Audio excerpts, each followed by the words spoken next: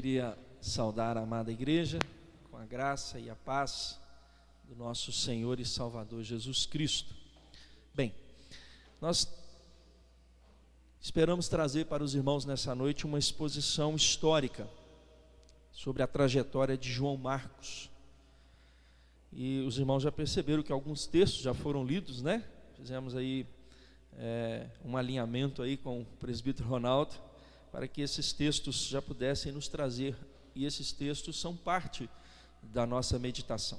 E o tema que nós queremos meditar com os irmãos é a trajetória de João Marcos, a minha trajetória.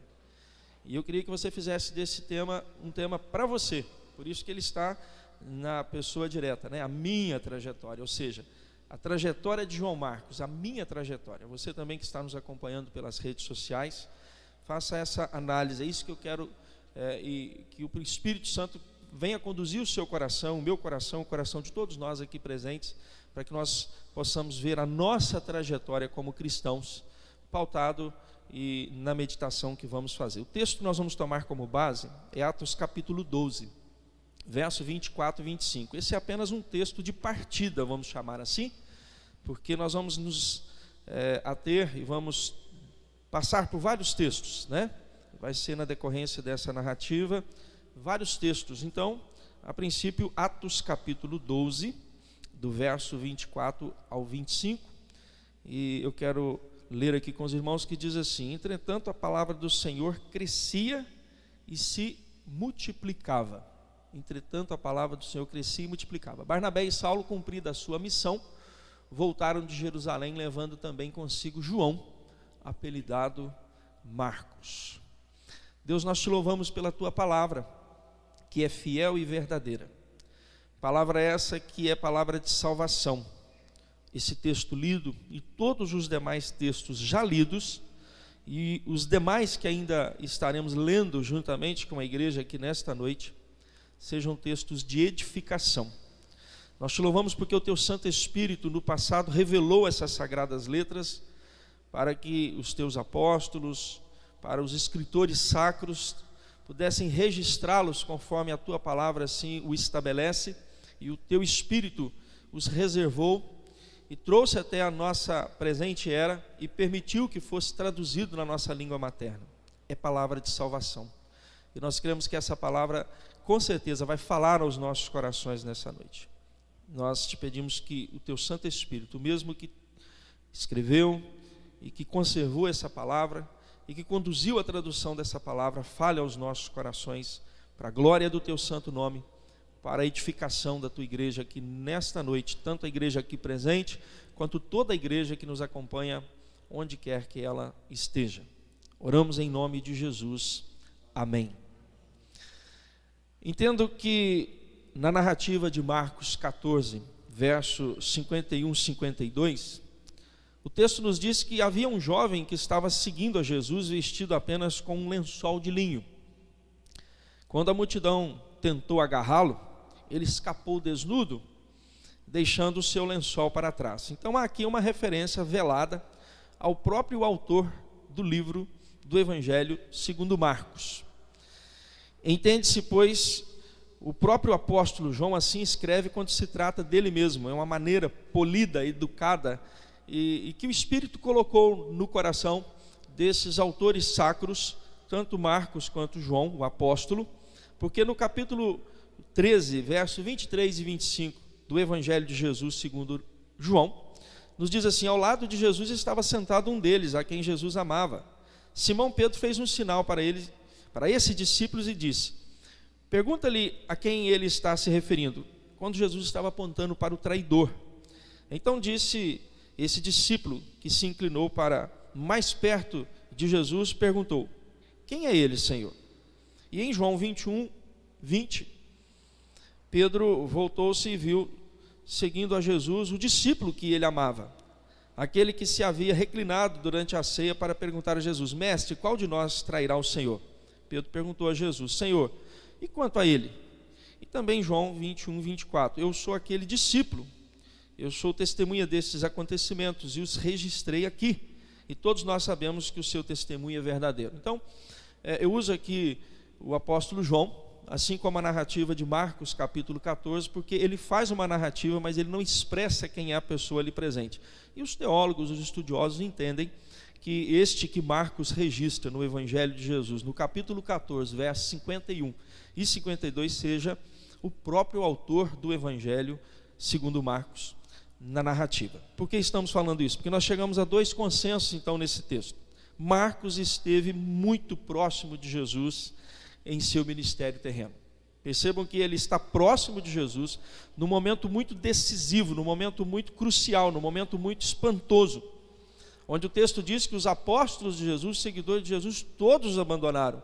E Marcos estava tão próximo que ele estava ali envolto num lençol de linho, que tentaram pegá-lo, mas não conseguiram. Apenas o lençol, o manto, de linho ficou na mão daqueles que o tentaram pegar, e ele saiu desnudo correndo.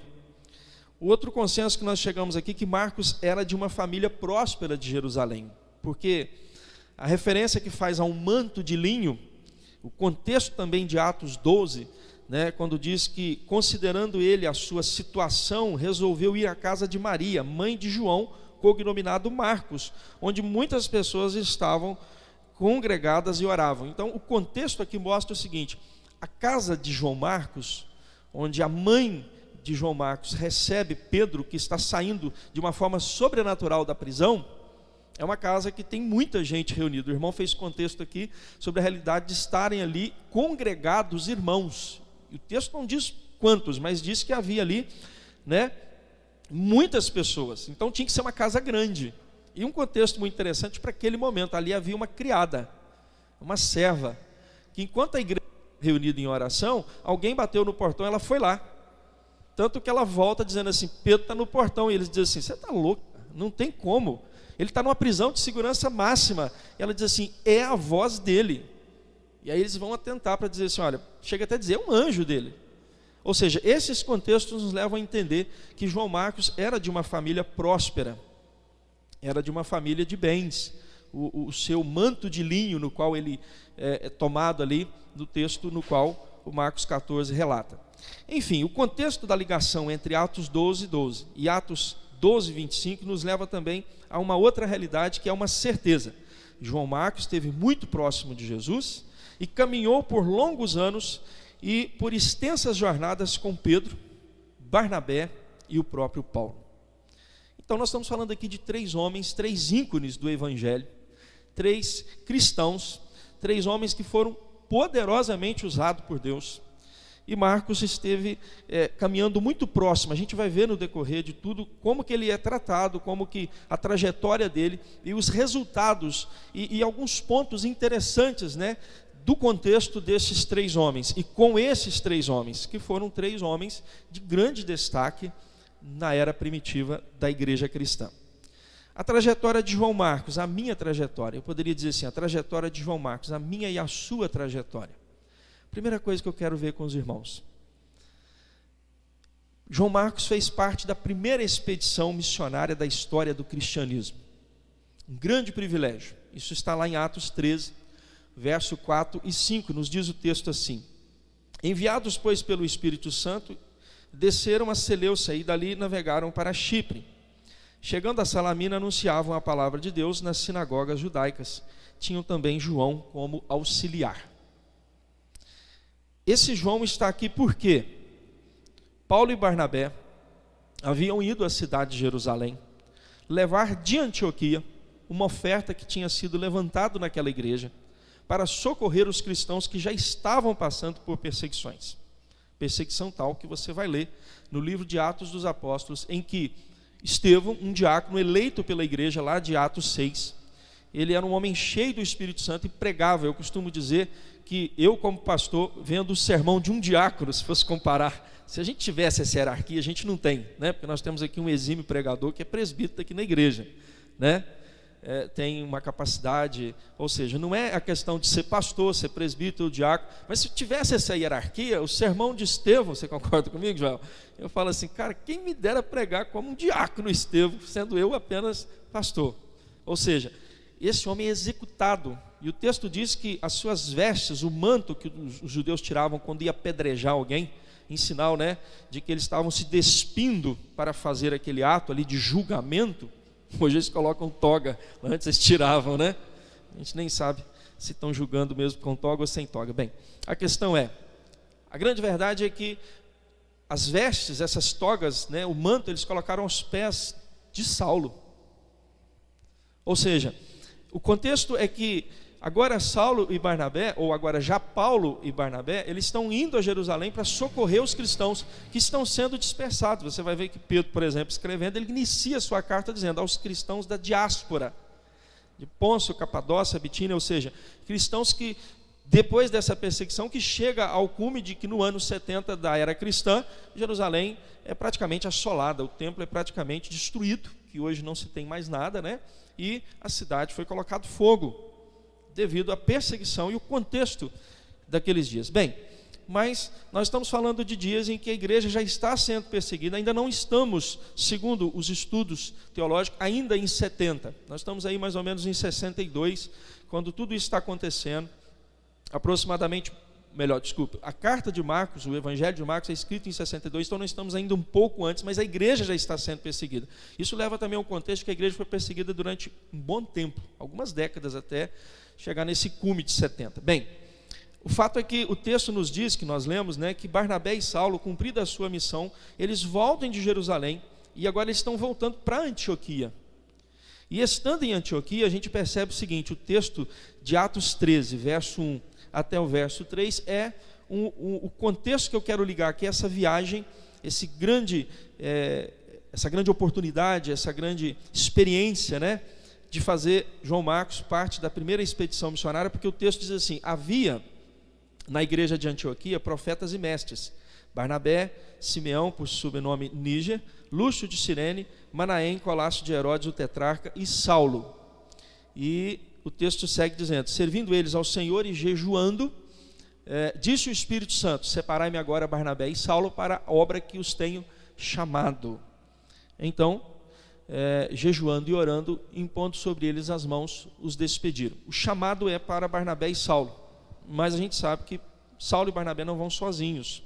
Paulo e Barnabé eles seguem com uma comitiva, inclusive Lucas, que é quem escreve tanto o Evangelho segundo Lucas, quanto escreve o livro de Atos, né? Ele era médico, a escrita dele tem uma certa postura letrada, justamente pelo fato dele ser alguém estudado, mas tinha outros que Paulo vai citar lá na frente, que foram seus companheiros. Mas o texto deixa bem claro que uma pessoa aqui, não é citado Lucas, a gente sabe tudo disso por inferências teológicas, por estudos e conhecimentos teológicos.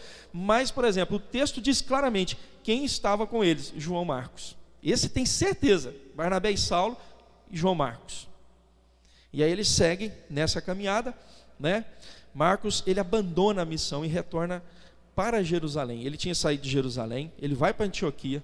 De Antioquia ele vem, eu estou fazendo aqui como se eu estivesse vendo o mapa, né? É o contrário do que eu estou dizendo aqui. Então eles vão para Chipre. O cronograma de Jerusalém para Antioquia, nós vemos isso no capítulo 12, verso 25.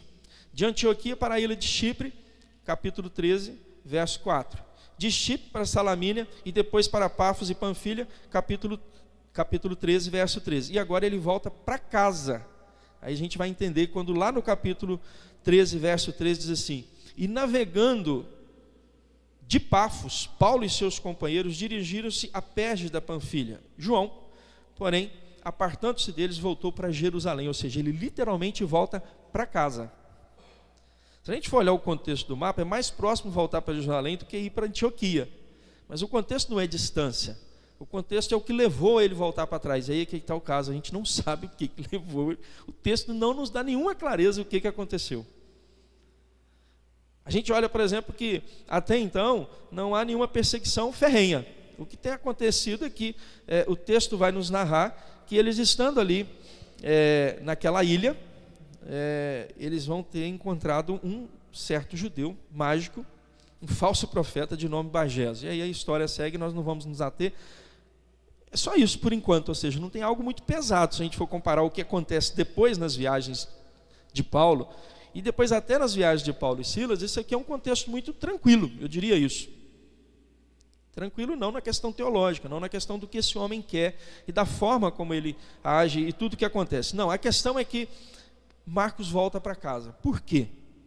A trajetória de João Marcos é algo que nos impressiona porque ele tem uma experiência, ele tem um conhecimento, ele esteve muito próximo de Jesus. Com isso nós entendemos que ele ouviu de Jesus ensinamentos. Ele pode, com certeza, devido à proximidade ali daquele ato último na hora da prisão de Jesus, que tentaram também pegá-lo, ele pode ter ouvido e visto muito do que Jesus fez, dos seus sinais e milagres. Agora, inesperadamente o texto só nos diz que ele volta para casa. Ele não volta para Antioquia, para o meio da igreja que estava enviando missionários, uma igreja evangelizadora, uma igreja em oração, uma igreja em jejum, uma igreja que tem o chamado e a voz do Espírito dentro dela, mas ele tem uma casa, ele tem uma família, ele tem uma igreja na sua casa. Eu quero aqui lembrar que João Marcos é como todos vocês jovens hoje. Tem uma casa, tem uma família, tem recursos, tem várias coisas ao seu redor. Então, de repente, pode ser isso que, de repente, ele percebe a privacidade. O fato de Paulo saber e que já está dizendo, gente, nós estamos caminhando, mas coisas vão acontecer, nós precisamos estar preparados. Porque lá na frente a gente vai encontrar Paulo sendo socorrido financeiramente.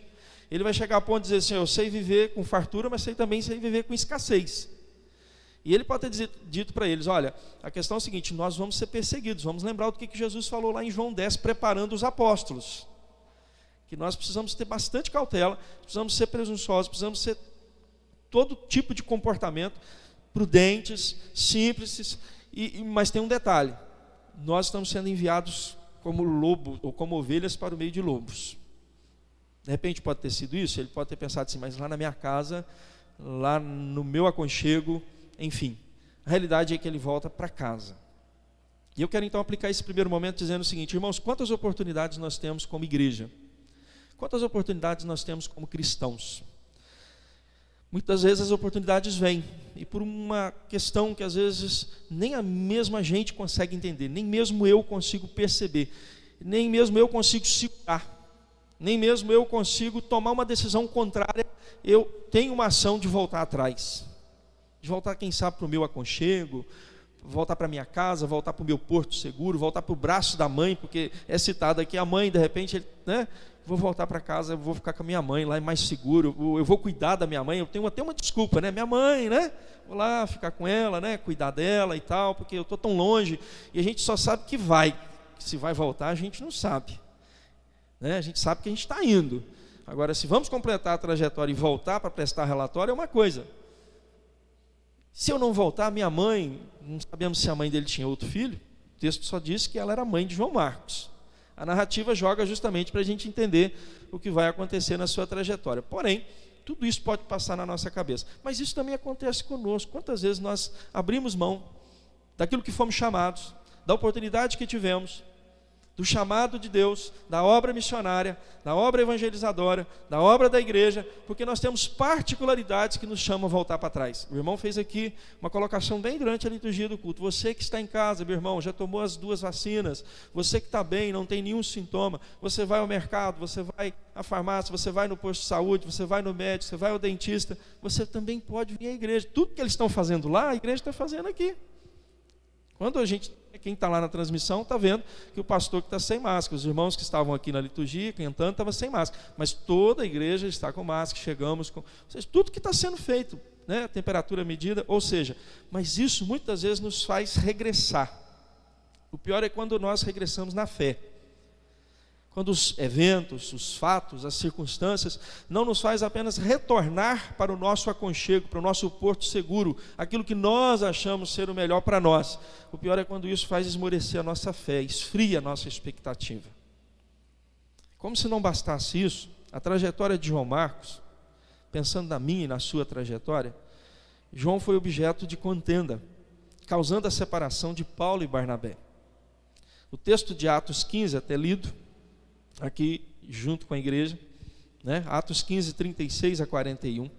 Eu vou ler aqui porque o texto ele tem particularidades que a gente precisa pensar com os irmãos, porque diz assim: alguns dias depois, disse Paulo a Barnabé: voltemos agora para visitar os irmãos por todas as cidades nas quais anunciamos a palavra do Senhor, para ver como passam.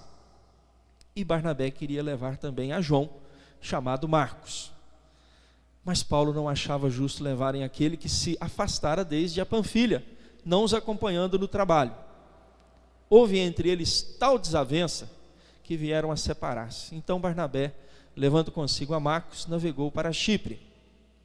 Mas Paulo, tendo escolhido a Silas, partiu encomendado pelos irmãos à graça do Senhor. E passou pela Síria e Cilícia, confirmando as igrejas. O desentendimento deles em torno da questão de levar Marcos ou não, foi tão sério, que se separaram. E Barnabé levou Marcos consigo e partiu para Chipre. E Paulo escolheu Silas, que também, percebam como eu falei, que havia um grupo, havia ali um contexto de várias pessoas, agora aparece mais um nome, Silas, no qual ele acompanhou com certeza, e tinha uma intimidade com o grupo, porque ele fazia parte do grupo, ao ponto de Paulo dizer assim, vamos confirmar as igrejas? Então eu vou levar Silas comigo. Por quê? Porque ele sabe por onde nós passamos, e sabe o trajeto que fizemos, e sabe qual é a realidade de cada igreja do tempo que nós passamos. De onde aparece Silas, como é que aparece Silas, nós vamos entrar num outro contexto, é outra meditação, mas fica aqui só essa ideia, no qual eles então partiram para a Síria e Cilícia. Então nós chegamos a dois consensos aqui que eu quero pensar com os irmãos a princípio. Precisamos lembrar de Barnabé e Paulo em Jerusalém, após a conversão de Saulo. O texto e o contexto de Atos 9 diz que, ao chegarem a Jerusalém, Paulo tentou encontrar-se com os discípulos, porém todos estavam com medo dele. Pensavam que Paulo estava fingindo e que não fosse realmente um discípulo convertido. Foi então que Barnabé levou Saulo aos apóstolos e contou como ele tinha visto o Senhor no caminho de Damasco, e que o Senhor tinha dito e tudo a respeito da sua poderosa pregação no nome de Jesus. Só assim os cristãos receberam Saulo. E depois disso ele andava livremente em Jerusalém, pregando corajosamente em nome do Senhor Jesus. Eu estou lendo aqui numa outra versão, que dá uma linguagem mais atualizada. Só para os irmãos entenderem o seguinte: Saulo está indo para Damasco, com cartas das autoridades judaicas para prender, açoitar, e muitos foram executados. Eu já citei aqui que Estevão, um diácono, foi apedrejado, foi executado, porque estava pregando a palavra do Senhor, e Paulo foi conivente, porque ele, na autoridade que ele tinha, ele poderia dizer, opa, não apedrejem esse homem. Ele foi conivente, ele aceitou. Ele está indo para Damasco, e é interessante que no capítulo 9, quando Jesus vai falar com Ananias, diz assim, Ananias, você vai até a casa tal, no lugar tal, lá está Saulo, você vai orar sobre ele. E Ananias diz assim, é como se Ananias falasse assim, Senhor, o senhor tem certeza que é Saulo? Esse cara faz isso, faz aquilo outro. Deus só diz assim, vai, porque ele é para mim um instrumento escolhido. E eu vou mostrar o quanto importa sofrer pelo meu nome. Ou seja, o contexto aqui é que quando Paulo volta de Damasco, ele vai para Jerusalém e diz assim, estou com Cristo, sou de Cristo, fui lavado e remido no sangue de Jesus. O povo de Jerusalém olha para ele e diz assim, não tem como não.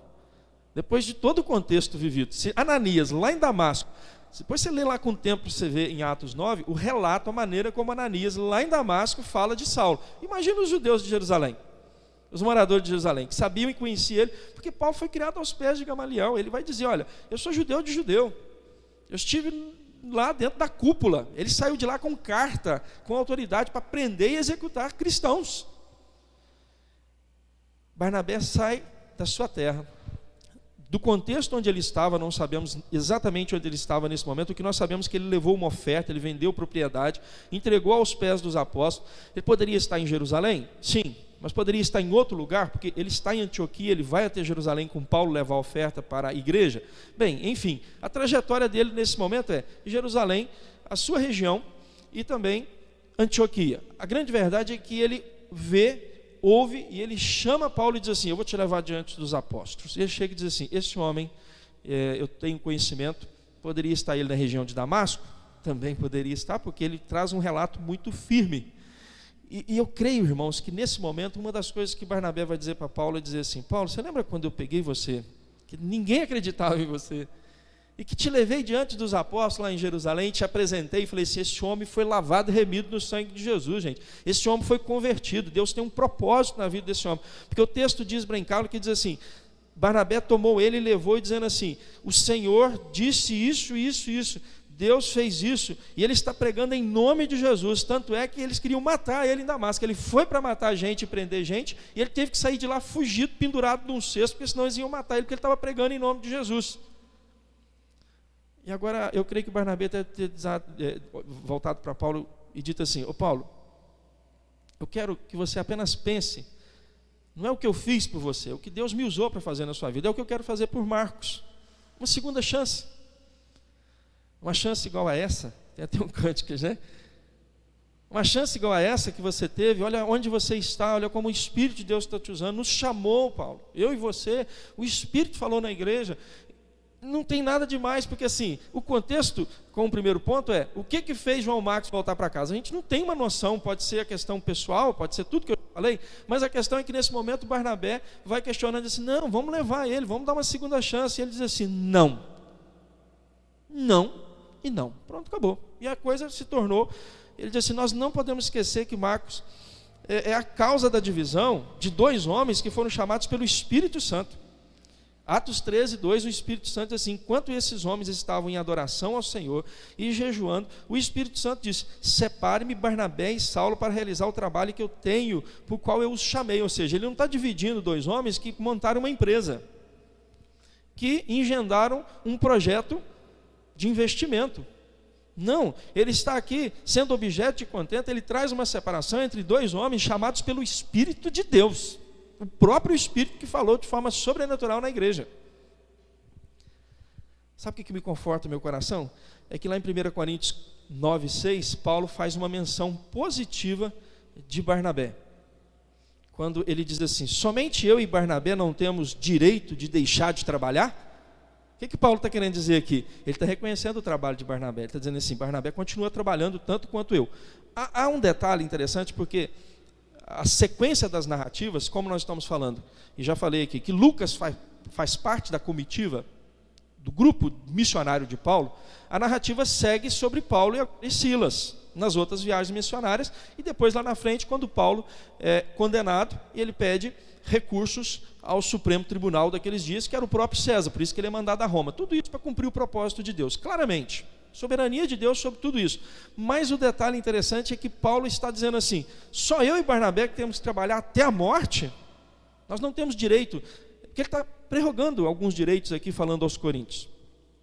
O que me conforta o coração é isso, porque Paulo vai reconhecer que apesar de todo esse contexto, ele vai reconhecer que o trabalho de Barnabé está dando fruto, que Barnabé está trabalhando. Mas aqui nesse momento, a situação chegou a tal ponto, o texto vai nos dizer, né, que a situação chegou a tal ponto, capítulo 15 de Atos, que a desavença, né, o texto fala que achava injusto, e a desavença que houve entre eles levou à separação. E eu quero então aplicar isso para o meu e para o seu coração, dizendo assim, quantos momentos da nossa vida, irmãos, nós tomamos decisões, e essas decisões, elas prejudicam a igreja, o corpo de Cristo. Eu digo para os irmãos o seguinte, sempre quando alguém me procura no gabinete pastoral para conversar, e principalmente quando ele vem falar de alguma coisa, que você já está tendo noção, que eu sempre digo assim, às vezes as pessoas chegam assim, pastor, você está sabendo sobre fulano? Eu falo assim, não, mas ninguém te falou? Eu falo, ele não me falou ainda, porque enquanto alguém não me conta o fato, para mim é boato, porque quem tem que me trazer o fato é quem está com o problema e quem está vivendo o pecado. Mas quando essa pessoa chega e diz assim, pastor, eu preciso conversar com o senhor, eu estou com essa situação, assim, assim. A primeira coisa que eu digo para a pessoa, você sabe o quanto que isso vai prejudicar a sua igreja? Você sabe o quanto que isso vai ferir a nossa igreja? Porque o seu pecado pode estar te prejudicando, ele está te trazendo tristeza ao coração, você não veio aqui por acaso para falar desse pecado, mas eu já queria dizer para você o seguinte, isso vai prejudicar a nossa igreja, já está prejudicando, porque talvez os boatos já rodaram tanto, que o fato custou a chegar a quem era de devido, para poder começar a ser tratado o assunto. Muitas das vezes, irmãos, os nossos atos, eles podem ser pessoais, e às vezes, como o pecado, como o mundo hoje está propagando muito, é o seguinte, é você, é o seu corpo, é a sua vontade, é o seu querer, é o seu prazer, isso não vai complicar ninguém, isso não vai atrapalhar ninguém, isso não vai prejudicar ninguém, não é assim que o mundo está pregando? Seu corpo, sua vida, as suas vontades, os seus desejos, o seu prazer, isso não prejudica ninguém, quem se der errado é só você. Vai seguindo no pecado para você ver que lá na frente você vai perceber que grandes desgraças podem acontecer a partir de um pecado de uma pessoa. É só você voltar lá no tempo da história do povo de Israel, em Josué, e ver o que o pecado de Acã trouxe sobre um povo, a derrota numa guerra. Pecado de um só homem. De um só homem. O que o trouxe? Mas eu quero dizer o seguinte: a misericórdia de Deus é muito maior, é muito mais excelsa, é muito mais excelente do que qualquer erro, qualquer ato falho que nós tenhamos. Ainda que o texto de 1 Coríntios 9,6 nos traz um conforto ao coração de saber que Paulo cita Barnabé e que ele está trabalhando, mas nesse exato momento eu quero dizer para você, tem atos na nossa vida impensados, imaturos, que tomamos, que prejudicamos a obra do Senhor. Trazemos divisões entre homens que estão sendo poderosamente usados pela mão de Deus, homens chamados pelo Espírito Santo, homens que fizeram o trabalho do Senhor, e poderíamos dizer que dezenas, centenas e milhares de pessoas foram levados a Cristo através do trabalho deles. Mas sabe o que nos alegra mais ainda? Sabe o que contenta mais ainda o meu coração? Não é Paulo ter citado Barnabé, é pensar que na trajetória de João Marcos, a minha e a sua trajetória, João Marcos foi reconciliado com desavenças com Paulo, e ele foi companheiro de Pedro. No contexto das palavras do próprio Paulo, eu trago aqui 3 textos. Primeiro, Colossenses 4,10. Paulo vai dizer lá, na epístola aos Colossenses, o seguinte: Aristarco, que está aqui comigo como prisioneiro, perceba, vai citando nomes agora de pessoas que estão com ele, envia-lhe saudações. E assim também Marcos, e aí a gente descobre que ele é primo de Barnabé, nesse texto aqui. Como eu já lhes disse, se Marcos passar por aí em Colossenses, dê-lhe uma acolhida cordial, recebam ele. Aquele que foi lá atrás objeto de contenda, que causou separação, agora Paulo, o apóstolo Paulo, o missionário Paulo, está dizendo assim: Marcos é um homem de crédito. E esse crédito envolve palavra, moral, comportamento, ação. Por quê? Porque ele deu provas disso. Nós não temos, porque o detalhe bíblico, a Bíblia não está para dar detalhes de muitos contextos históricos. A gente vai pegando por essas partes, vamos fazendo, como falamos com os irmãos aqui, né, uma exposição histórica. Porque o centro da palavra de Deus é Cristo. É a vontade de Deus, é o evangelho da salvação, é apontar Jesus como o único e suficiente salvador de todo aquele que nele crê, tanto do Antigo quanto do Novo Testamento. Eu digo que o Antigo Testamento aponta para a cruz de Cristo, assim como o Novo Testamento aponta para a cruz de Cristo. Cristo é o centro da palavra. Os homens usados por Deus, os homens usados pelo Espírito Santo de Deus, a igreja do Senhor Jesus, homens e mulheres usados pelo Espírito Santo de Deus, faz parte de atores coadjuvantes nesse cenário bíblico todo. Porque o ator principal é Cristo, o personagem principal é Jesus, e a ação principal de tudo é a nossa salvação, dos que creram, olhando para a cruz, dos que viveram os dias da cruz, e nós que olhamos para a cruz e temos nela a salvação, e daqueles que ainda virão, e que receberão desse evangelho, dessa sabedoria para a cruz. Paulo também vai escrever a Timóteo. Na sua segunda carta, no capítulo 4, verso 11, diz assim: apenas Lucas está comigo. Aí a gente tem a confirmação, né? Como eu disse, que em momentos a gente tem uma ideia, tem um conhecimento, tem o estudo, né, de Lucas, e ele vai dizer assim: apenas Lucas está comigo. E vai dizer para Timóteo o seguinte: quando você vier, traga Marcos. Toma contigo Marcos e traz, pois me é útil para o ministério. A versão que eu estou usando aqui, ela diz assim: quando vier, traga Marcos com você, pois necessito dele no ministério. Ele é útil no ministério, como está na versão que estamos lendo aqui. Paulo está dizendo o seguinte: quando está dizendo que ele é útil, ele fala, eu necessito dele, a utilidade dele, o trabalho dele. No mesmo contexto de Colossenses, bem, agora ele está dizendo que ele está com ele. Ele está dizendo para os Colossenses, se ele for estar com ele. O contexto de 2 Timóteo ele diz assim: vem e traga algumas coisas e traga Marcos. Onde ele está? Ele está dizendo para Timóteo, Timóteo está também, depois de preparado, cuidando das igrejas. A primeira delas, né, que é a própria igreja de Filipenses. Enfim, essa trajetória não para por aqui. Porque Paulo, escrevendo a Filemon, para tratar de um assunto do seu servo, um assunto muito particular, que a igreja primitiva entendeu que era necessário estar entre o cânone dos evangelhos, do Novo Testamento, Paulo vai dizer assim: assim também Marcos, Aristarco, Demas e Lucas, meus cooperadores, meus companheiros. Agora ele é chamado de cooperador, de companheiro, porque a misericórdia de Deus fez isso na trajetória dele. E uma citação que nós já lemos no capítulo 12, que nós já entendemos, já fizemos alguma analogia de Pedro ter a intimidade de, no momento em que ele cai em si, ele vai para a casa da mãe de João Marcos, onde está a igreja reunida, com todo aquele contexto já analisado aqui. Ele agora também, o próprio Pedro, na sua primeira epístola, no capítulo 5, verso 13, no contexto das palavras do próprio Pedro, diz assim: a igreja que está em Babilônia, ou Roma, né, como é traduzido também a citação da Babilônia, também escolhida, envia-lhe saudações, e em especial o meu filho Marcos. Filho, alguém próximo. A gente entende que ele não é filho no sentido, mas filho na fé, filho de companheirismo, filho de lutas, filho que foi ensinado, que foi amadurecido, filho que foi cuidado, naquele cuidado do dia a dia, e de repente, nesse contexto todo, porque nós não sabemos a narrativa de Barnabé e Marcos, mas uma coisa eu posso garantir para os irmãos: deu fruto. Almas foram trazidas a Cristo. O evangelho da graça foi pregado através dele. Só como eu disse, o fato de Lucas fazer parte da comitiva, ele estava escrevendo o livro de Atos, ele não segue a narrativa com Marcos e Barnabé, mas com certeza foi. Para ele ser citado agora por Paulo, por ele ser citado por Pedro. E aí eu quero então terminar fazendo a seguinte aplicação, não apenas desse parágrafo terceiro e último, dizer o seguinte: a igreja de Jesus Cristo que somos nós, hoje aqui, e assim como João Marcos, nós fazemos parte da expedição missionária da história do cristianismo. Ele lá da primeira expedição, nós de expedições tantas que vivemos hoje no século 21.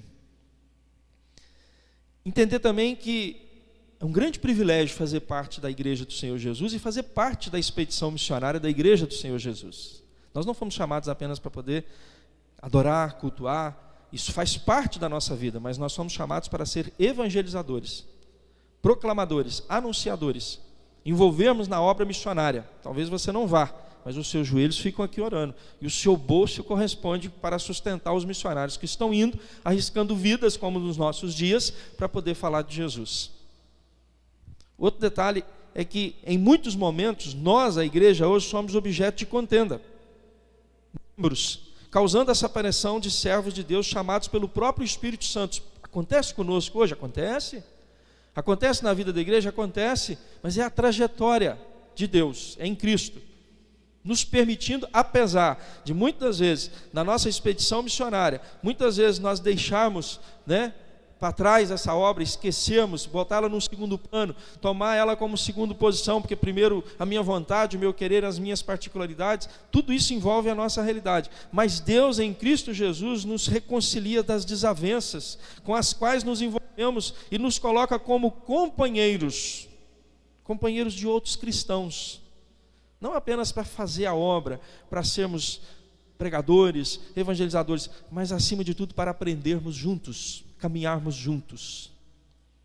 E eu quero concluir dizendo o seguinte: o evangelho de Jesus Cristo, segundo Marcos, foi o primeiro a ser escrito. Na ordem bíblica, o evangelho segundo Mateus, ele vem porque Mateus escreve para judeus, Marcos escreve para romanos. O escrito de Marcos, a primeira escrita, o original, vai para Roma, vai para os cristãos da igreja de Roma. Por que Mateus é colocado em primeiro momento? É só depois você ler com o tempo Mateus 1, do verso 1 ao 17, que vai narrar de Abraão até os dias de Jesus. E depois no verso 17 vai dizer assim: tanto é que dos dias de Abraão até os dias de Davi são 14 gerações, de Davi até o cativeiro da Babilônia, 14 gerações, e do cativeiro da Babilônia até os dias de Jesus, 14 gerações. Subentende aí de Abraão até os dias de Jesus, entendendo lá em Gênesis 5 e 6, da narrativa lá, que o homem viveria apenas 120 anos e não mais os dias que viveram os que foram narrados em Gênesis 5, nós podemos subentender que da aliança de Deus com Abraão, de Gênesis 15 dia de Jesus nós temos aproximadamente 4.200 anos. E vem uma genealogia para mostrar que Jesus é da aliança de Abraão, de Isaac e de Jacó. Então por isso que ele faz, porque ele vai fazer a introdução do Evangelho e vai fazer a ponte, a ligação da ponte do Antigo Testamento, porque depois de 400 anos de não revelação escrita, aparece o primeiro Evangelho. Aí a igreja primitiva entende dessa forma, por isso que Mateus vem. Mas o Evangelho de Marcos foi o primeiro a ser escrito. No entanto, você pode perceber que a finalização dele é muito simples, a conclusão dele é muito direta, assim como o seu início não tem, por exemplo, como o caso de Mateus, que faz a genealogia de Jesus, como no caso, por exemplo, de João, que vai voltar-se para a obra da criação, lá de Gênesis, e de Lucas, que faz uma narrativa dizendo: escrevo, depois de ter feito uma curada investigação ao excelentíssimo Teófilo, o Evangelho, depois ele vai citar isso de novo lá com Atos. Ou seja, a escrita dele foi para aquele momento, para ser a primeira. E aí há um detalhe interessante: ao longo dos séculos, milhões e milhões de pessoas ouviram do Evangelho da Graça através desses escritos. Na presente era do cristianismo, no passado, no presente momento hoje do século 21, e o será no futuro, milhares de cristãos conhecem e conhecerão a Jesus Cristo através desse Evangelho, que foi escrito por um homem igual a eu e você, sujeito a oportunidades e frustrações, fracassos e contendas, reconciliações e oportunidades, mas acima de tudo, sujeito ao poder do Espírito Santo.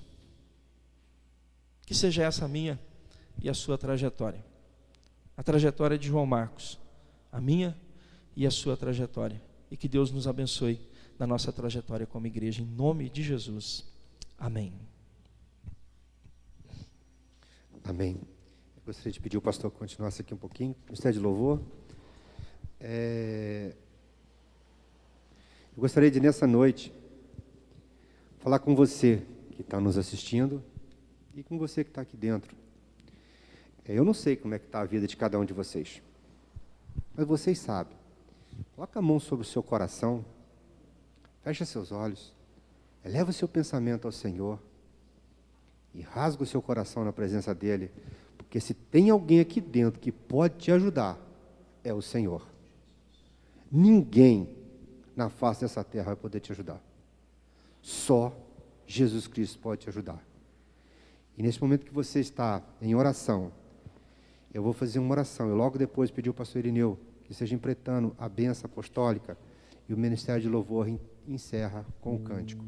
Pai, obrigado a Deus pela tua palavra, Senhor. Obrigado, ó Pai, pelo Senhor ter falado ao nosso coração nessa noite, ó Deus. Obrigado a Deus pelo Senhor, ó Pai, está ouvindo cada uma dessas orações, ó Deus, que está sendo feita neste momento, ó Deus. Ó Pai, que elas possam estar subindo, ó Pai, ao teu trono celestial como incenso suave à tua narina, ó Deus. E de acordo com a tua vontade, ó Senhor, atende, ó Deus. Atende a cada uma dessas orações, ó Pai. Porque eu sei que o Senhor pode, ó Deus. Eu sei, ó Pai, que o Senhor é o único, ó Deus, na vida de cada um aqui, ó Deus. O Senhor é o único na minha vida, Deus. Eu te louvo e te agradeço, ó Deus, por esse culto, por essa palavra. Em nome de Jesus. Amém. Amém. Recebamos a bênção. Que Deus tenha misericórdia de nós e nos abençoe. O seu Espírito Santo faça resplandecer sobre nós o seu rosto, para que sejam conhecidas na terra os teus caminhos e entre todas as nações a tua salvação. E que a graça do nosso Senhor e Salvador Jesus Cristo, o amor de Deus o Pai, a presença e a ação do Espírito Santo de Deus, repouse sobre nós, igreja do Senhor Jesus, nos fazendo no coração encorajamento para a nossa trajetória, e que nos levante, e que nós possamos ser usados como marcos pelo Espírito Santo do Senhor, igreja do Senhor Jesus reunida aqui hoje, agora e eternamente com Cristo na glória. Amém.